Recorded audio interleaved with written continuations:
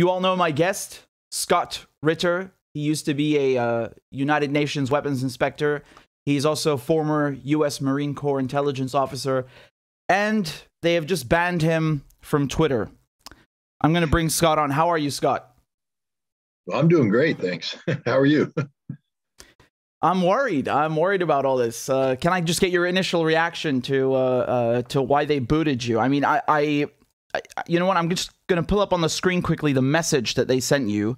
So this is, if you try to go on Scott's profile, and by the way, the last time you were on the channel, I was actually telling people go follow Scott. We actually pull up your Twitter. You know, this is... You're to blame. I hope not. It says account suspended, right? And the message that they gave you was that you violated their rules against abuse and harassment, allegedly. And so there was a tweet underneath about the Ukrainian National Police. You said that they committed numerous crimes against humanity in Bucha. And Biden, in seeking to shift blame for the Bucha murders onto Russia, is guilty of aiding and abetting these crimes. Congratulations, America. We've created yet another presidential war criminal. So that's what they booted you off the platform for. That's the tweet. What are your initial thoughts? Well, first of all, I'll just start off by saying that even though Twitter is, I mean, it is what it is. It's not the center of the universe, but it's I think it has the potential of being a very good platform for the exchange of ideas at 288 characters per go. I take it seriously, meaning that if I'm going to put a tweet out there with my name on it, it's, you know, look, I'm as guilty as anybody putting out a dog tweet or a cat tweet. You know, if I wake up in the morning, my cat's doing something cute and I took a nice picture, I have no problem putting it on Twitter and saying, hey, look at my cute cat. You know, but for the most part, you can't go wrong tweeting about a cat. But when you get involved in politics, you know, I don't want to be someone, you know, I have worked too long and too hard to be someone that if I speak on an issue, on a subject, I want to be taken seriously. I want to be someone that people say, you know, he's assiduous with his facts. It doesn't mean I'm always right, but it means I always try to be right. You know, when you're engaged in complicated issues, it's not so much about being right. It's about being motivated to promote the pursuit of truth. And sometimes the pursuit of truth is, you know, is accomplished best when you put out an idea, an interpretation, an assessment that challenges the mainstream media or the mainstream direction, the mainstream narrative, and forces people to say, let me think, got to put on my thinking cap. And then they come up with their own opinion. Their opinion may differ from yours, which is a success because they have empowered themselves with knowledge and information derived from their own work. They're not parroting something somebody told them. Yeah. And to me, it's that process of debate, dialogue, and discussion that makes democracies viable, makes functional democracies possible. And so I view Twitter as a mechanism that encourages this process. So if I'm going to put a tweet out there about a serious non-cat or non-dog issue, I'm going to make sure that I've researched it, especially on a topic like Bucha and war crimes. I can guarantee you that before I wrote down about the Ukrainian National Police being the perpetrators of numerous crimes, that I researched the subject, that I dug into various images and videotapes of the dead people. I assessed it using whatever forensic evaluation that one can in something like this. You know, and I saw, for instance, that many of the bodies had the green dry ration packaging of the Russian of the Russian ration box. Is the ones this, that the Russians are handing out. Is this like MREs in the U.S. military? Meals ready to eat? It's dry ration. Yeah, it's a ration pack. The Russian soldiers can get them, but they've also been used extensively to support humanitarian, civilians in need. You see the Russians in their trucks handing them out. I also noticed that many of the bodies had the white armbands on that signify people who are not a threat to Russia. And that the people that didn't have the white armbands had their hands bound behind their backs using the material that looked awfully like armbands that are no longer on their shoulder. So just a first brush, if someone said, okay, what is this scene telling you? The scene is telling me that these are pro-Russian or Russian sympathizers or people who have interacted with Russia, people who have been the benefactors of Russian humanitarian aid, and people who are heading in the direction of Russian troops. And so then you have to say, okay, who killed them? Well, I don't know by looking at that pictures, but if you're pro-Russian or Russian sympathetic, equipped with humanitarian aid provided by Russia, the odds are that the Russians didn't kill them. Now, that's not enough now to jump to the Ukrainian National Police, though. That's just setting the stage, the initial thought.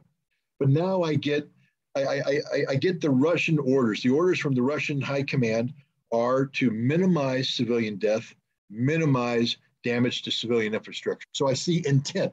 The commander's intent going down to the Russian soldier normally would be translated into actions that reflect that intent.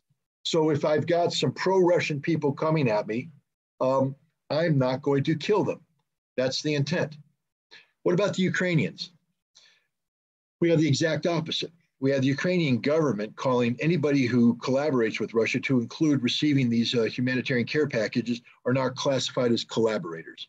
And in the specific instance of Bucha, we have the Ukrainian National Police issuing a bulletin speaking of the cleansing of collaborators from Bucha on 1 April. We have a senior Ukrainian government official, a female, issuing instructions via social media, telling the citizens of Bucha that there is a police action taking place, a cleansing operation. Stay indoors, don't panic. He repeats this over and over and over again. And then we have videotapes that show these Ukrainian National Police, including some who are directly affiliated with Azov, actively hunting down and shooting people. So now when I look at all this data, I have to say it's more than likely that the Ukrainians are the perpetrators, because we have intent from their commanders saying treat all pro-Russian collaborators as the enemy. We have an instruction from the National Police that to carry out a cleansing operation. And then we have videotape of the cleansing operation taking place, which involves gunfire from a Ukrainian national policeman towards civilians who aren't wearing the blue armband. So if I were compelled to make a decision based upon this, albeit incomplete data, because I still, if this was going to go to a court, would need some forensic data to back it up. But the first brush is the Ukrainian National Police have done this. Now, why did I feel compelled to tweet? Because normally I wouldn't tweet with incomplete data like this, because it implies I'm drawing a conclusion that normally I would like to associate a lot more hard facts behind before I put my name on it. But the Ukrainian National Police are promulgating a story that says the Russians did it. The Ukrainian government is putting forth a story that said the Russians did it. The Western media is putting forward a story that said the Russians did it. And then Joe Biden got out and said the Russians are doing it. They're war criminals. And so I felt compelled to put a counter narrative out there saying, no. It's the Ukrainian National Police who have committed these crimes. And Biden, and the reason why I picked on Biden is soon after he gave that speech, that announcement, the Pentagon came out and said, hey, buddy, we can't corroborate anything the Ukrainian government's saying. We're not saying it's false, but we're saying we can't say it's true. So the president of the United States is out ahead of its intelligence, meaning he's speaking.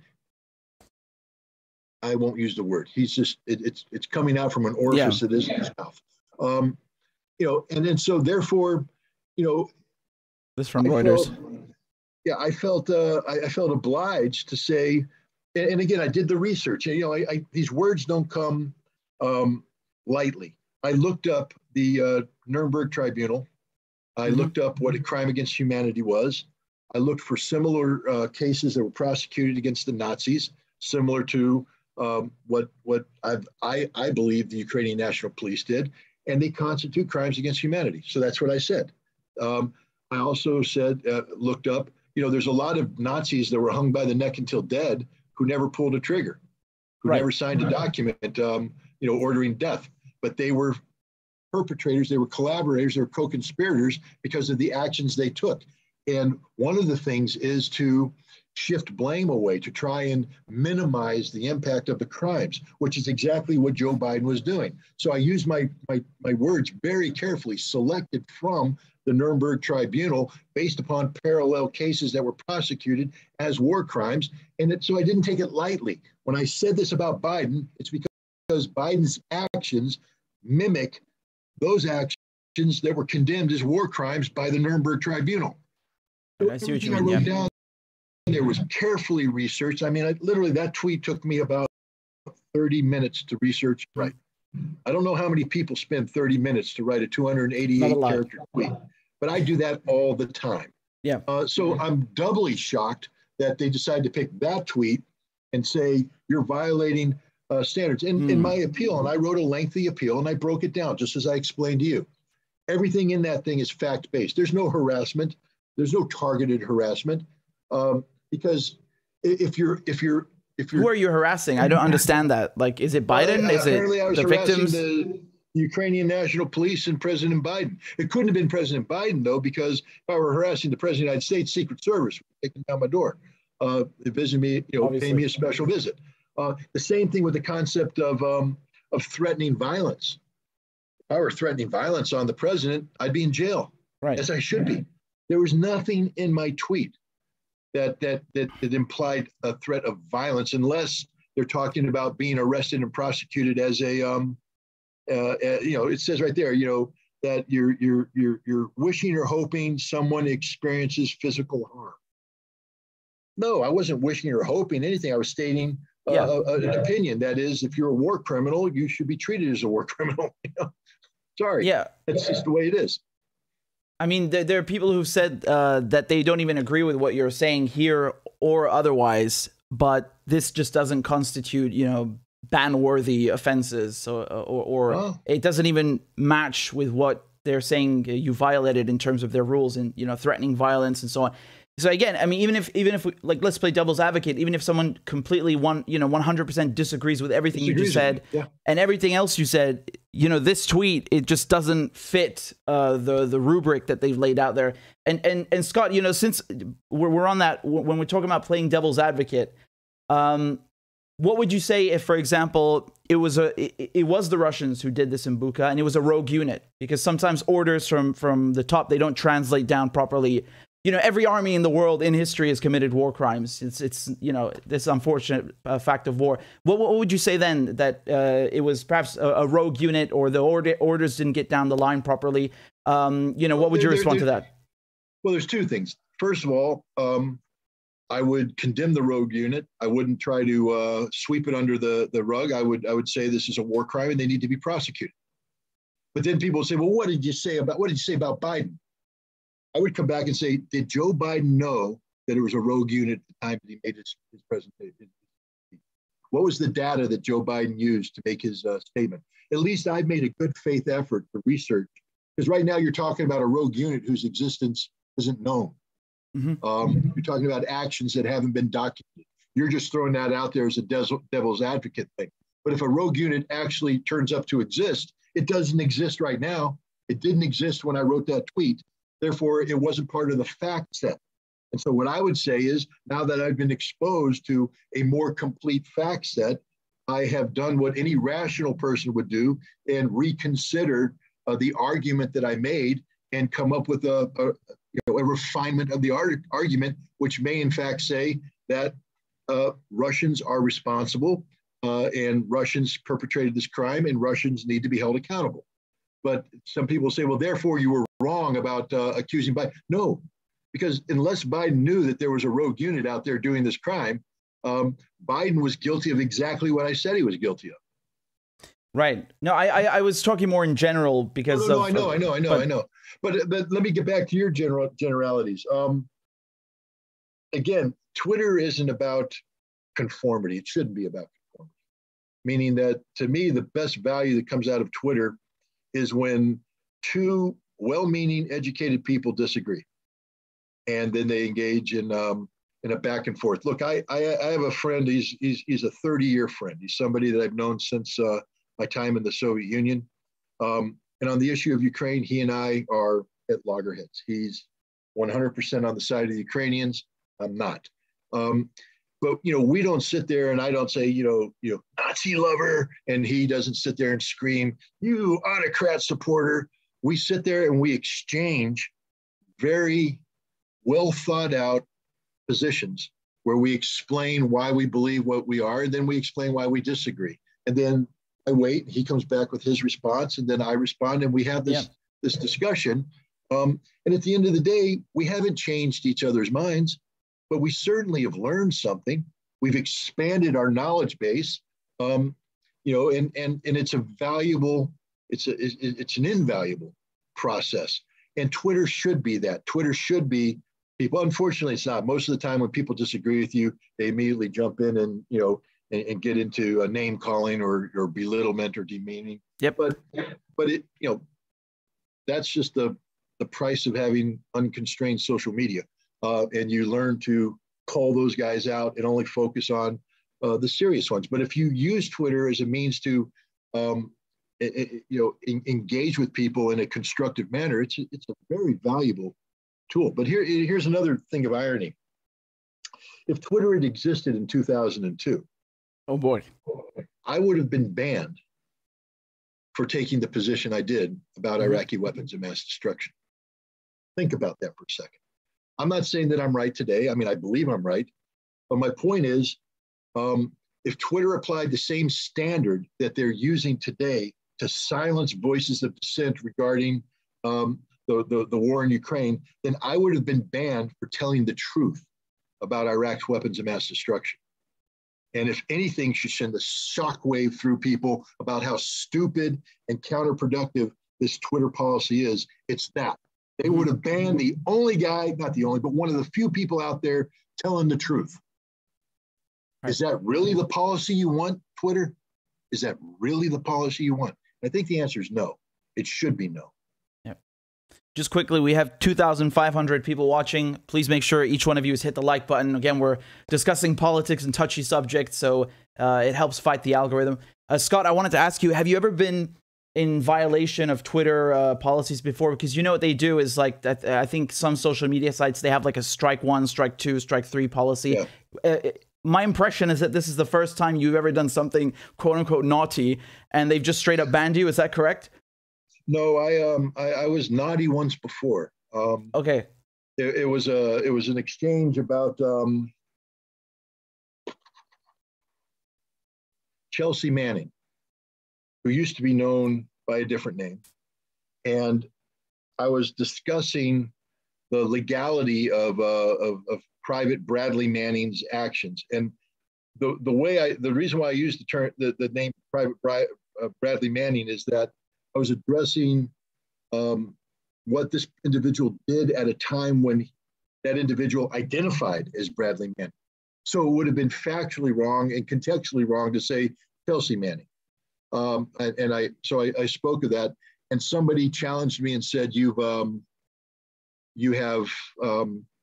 there's a term they use when you try to deplatform a transgendered person or something. But I think it's dead naming or something like that. And I was given a I think a 12-hour ban for that. And then later, earlier this year, in fact, there was a tweet written by a Polish politician who said, Poles need to cross over into Ukraine and kill the Russian invaders or something of that nature. And I said, if you cross over I said, feel free to, but understand that you'll die like dogs.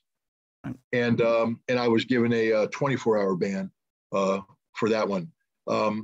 Both of Okay. those I protested. Both I wrote explanations saying that I wasn't saying that I wanted to kill you. I'm just saying that the cause and effect relationship would be that if you rushed that way, you would die like a dog. Apparently, I wasn't allowed to say that, and I was again. So this is my third strike, and that's why it's a permanent ban.